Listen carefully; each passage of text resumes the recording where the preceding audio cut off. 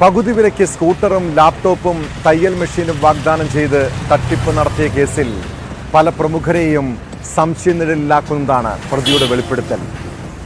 NGO confederation ചെയർമാനായിരുന്ന KN അനന്തകുമാറിന് 2 കോടി രൂപ നൽകിയെന്ന് പ്രതി അനന്തകൃഷ്ണന്റെ മൊഴിയിലുണ്ട്. കോൺഗ്രസ് നേതാവ് ലാലി വിൻസെന്റിന് 46 ലക്ഷം രൂപ നൽകി.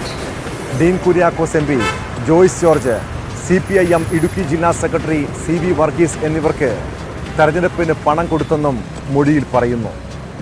പ്രമുഖ രാഷ്ട്രീയ നേതാക്കളെ ഉൾപ്പെടെ മറയാക്കിയാണ് അനന്തകൃഷ്ണൻ തട്ടിപ്പ് നടത്തിയതെന്നും വിവരമുണ്ട്.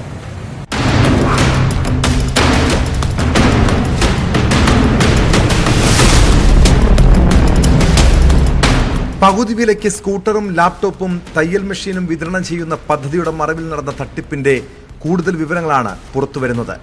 പ്രതി അനന്തകൃഷ്ണൻ പോലീസിന് നൽകിയ മൊഴി പല രാഷ്ട്രീയ പ്രമുഖരെയും സംശയനിഴലിലാക്കുന്നതാണ്.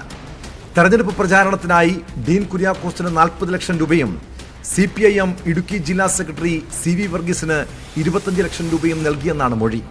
ഇതിന്റെയൊക്കെ വാട്സാപ്പ് ചാറ്റും വോയിസും പോലീസിന് ലഭിച്ചു. ഇടുക്കി, മൂവാറ്റുപുഴ, എറണാകുളം ജില്ലയിലെ രാഷ്ട്രീയ നേതാക്കൾ പണം വാങ്ങിയിട്ടുണ്ട്. സർവീസ് സഹകരണ ബാങ്ക് അക്കൗണ്ട് വഴിയാണ് പണം വാങ്ങിയിരുന്നത്. തട്ടിപ്പ് പണം വഴി അനന്തകൃഷ്ണൻ 5 സ്ഥലം വാങ്ങി. മുട്ടത്ത് 50 സെന്റ് സ്ഥലം വാങ്ങിയത് 85 ലക്ഷം രൂപ നൽകിയാണ്. കൊടയത്തൂരിൽ 2 സ്ഥലത്ത് ഭൂമിയുണ്ട്.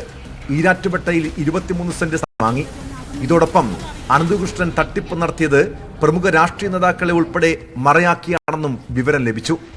പ്രധാനമന്ത്രി നരേന്ദ്രമോദി, രാഹുൽ ഗാന്ധി, മുഖ്യമന്ത്രി പിണറായി വിജയൻ തുടങ്ങിയവരുമായി പലപ്പോഴായി നടത്തിയ കൂടിക്കാഴ്ചയുടെ ചിത്രങ്ങൾ സമൂഹ മാധ്യമങ്ങളിലടക്കം പ്രചാരണത്തിനും വിശ്വാസ്യതയ്ക്കും വേണ്ടി അനന്തു ഉപയോഗിച്ചു. അന്തരിച്ച മുൻ മുഖ്യമന്ത്രി ഉമ്മൻചാണ്ടിയുമൊത്തുള്ള ചിത്രങ്ങളും ഇക്കൂട്ടത്തിലുണ്ട്.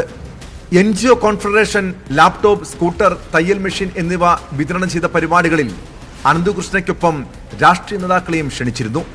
2022 കൊച്ചിയിൽ കോൺഫെഡറേഷന്റെ സമ്മേളനം മന്ത്രി R ബിന്ദുവാണ് ഉദ്ഘാടനം ചെയ്തത്.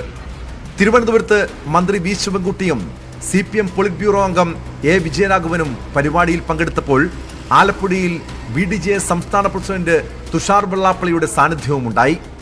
ഇക്കഴിഞ്ഞ ജനുവരി 31 വരെ തയ്യൽ മെഷീൻ, സ്കൂട്ടർ, ലാപ്ടോപ്പ് എന്നിവ വിതരണം ചെയ്തിരുന്നു.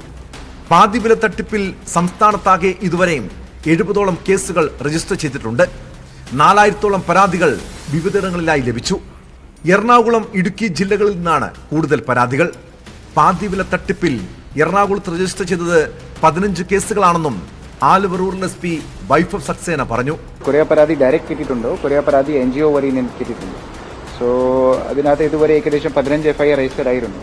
പക്ഷേ ഈ 15 FIRൽ അറൗണ്ട് 200 പരാതിക്കാരുണ്ടാവും.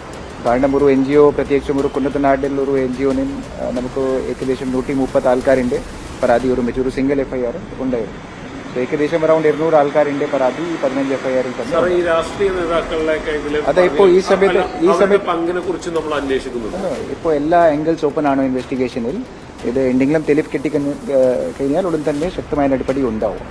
അതിനിടെ പകുതി വിലയ്ക്ക് സ്കൂട്ടറുകളും വീട്ടുപകരണങ്ങളും വാഗ്ദാനം ചെയ്ത് പണം തട്ടിയ സംഭവവുമായി ബന്ധപ്പെട്ട് നജീബ് കാന്തപുരം MLAക്കെതിരെ പെരിന്തൽമണ്ണ പോലീസ് കേസെടുത്തു. വഞ്ചനാക്കുറ്റത്തിനുള്ള വകുപ്പുകൾ ചുമത്തിയാണ് MLAക്കെതിരെ കേസ്. പുലാമന്തോൾ സ്വദേശിനി അനുപമയുടെ പരാതിയിലാണ് പോലീസ് കേസെടുത്തിരിക്കുന്നത്. കൂടുതൽ പരാതികൾ വന്നു തുടങ്ങിയതോടെ ഇവ കൂടി പരിശോധിച്ച ശേഷമാകും അന്വേഷണം ക്രൈംബ്രാഞ്ചിന് വിടുക.